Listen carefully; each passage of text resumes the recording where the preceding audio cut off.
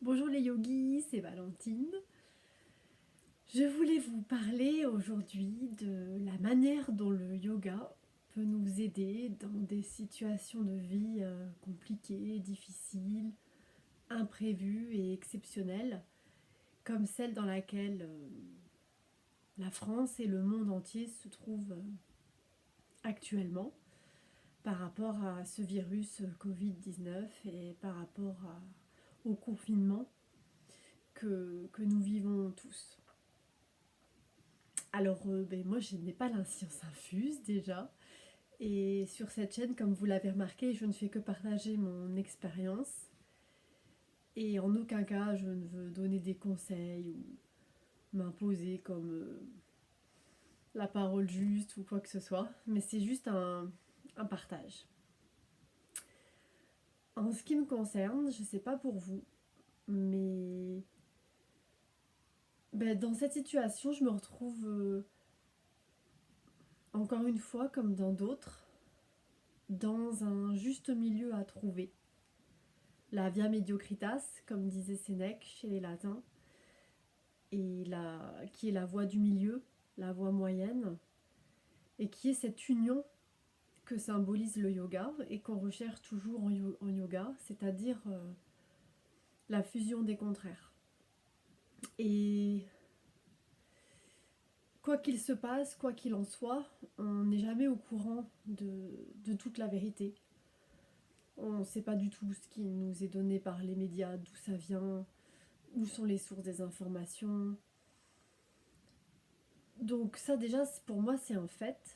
Et je pense que sans vouloir rentrer dans la polémique et sans vouloir rentrer dans des conjectures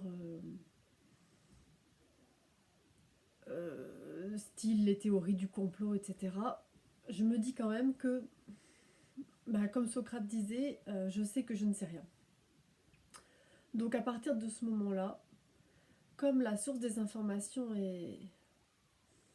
C'est pas qu'elle est erronée, mais on ne peut pas avoir la preuve de sa véracité, comme dans tous les autres domaines de la vie d'ailleurs. Eh bien moi je trouve que le yoga pour ça c'est un bon moyen d'aller chercher la vérité à l'intérieur de soi. Et je sais pas si vous l'avez ressenti comme tel, mais quand le président de la République a annoncé le confinement, moi j'ai ressenti comme un soulagement. Et attention, il ne faut pas du tout que mes paroles soient mal comprises. Je suis tout à fait consciente de la gravité de la situation. Je suis de tout cœur avec tous les soignants, tous les gens qui travaillent, les pompiers, qui travaillent au bien-être de notre société, à guérir tout le monde. Je suis tout à fait en compassion avec toutes les familles qui sont en deuil, qui vivent des situations très douloureuses. Mais dans mon ressenti personnel, en fait, c'est peut-être égoïste ou quoi, j'en sais rien, hein, mais j'ai ressenti un soulagement. Et je me suis dit, enfin,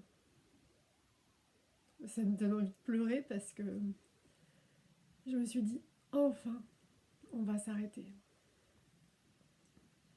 Je me suis dit, enfin, on va avoir le droit de faire rien. Attention, on fait rien encore une fois, je veux dire, moi-même je suis en télétravail, hein, je veux dire, tous les gens sont en télétravail, ceux qui peuvent pas faire le télétravail, ils travaillent tout le temps, mais je veux dire, enfin, on va essayer de cesser un petit peu notre agitation, quoi. Et je sais pas, c'était pas du tout intellectualisé ou c'était pas une réflexion de ma part, c'était vraiment un ressenti dans le cœur, là, ça a fait ça a fait fou. Et c'est aussi pour ça que je suis pas revenue vers vous depuis 15 jours parce que j'ai pris ces 15 jours-là pour vraiment me poser et me dire même pas me poser les bonnes questions, juste me placer dans l'accueil de ce que l'univers nous envoie, de ce que les petits anges nous envoient. Et en revenant toujours à la philosophie du yoga, je regarde l'heure parce que ça fait déjà 4 minutes que je parle. En revenant toujours à la philosophie du yoga, en yoga, on nous demande toujours d'aller chercher à l'intérieur de nous. On dit que dans le cœur, la parfaite connaissance, comme le Petit Prince qui dit on ne voit bien qu'avec son cœur. Et donc face à tout type de situation, j'essaie de me dire bon, je me recentre à l'intérieur et qu'est-ce que je ressens moi dans mon cœur. Et j'ai ressenti du soulagement. Et évidemment après, quand le mental arrive, quand on pense à cette crise sanitaire, à tous ces gens qui sont malades, tous ces gens qui décèdent, quand on pense après à la crise économique que ça va engendrer, etc. Bon, ça me fait pas trop peur encore, mais c'est surtout la mort en fait. Quand on pense à tout ça, il y a la peur qui arrive, mais en fait, c'est pas le ressenti initial qui était dans le cœur. Et je sais pas si vous le vivez comme ça, mais ben voilà, comme on est confiné, bon, du coup, au départ, je m'informais un petit peu tous les soirs, je me connectais sur mon téléphone et je regardais un petit peu les nouvelles actualités.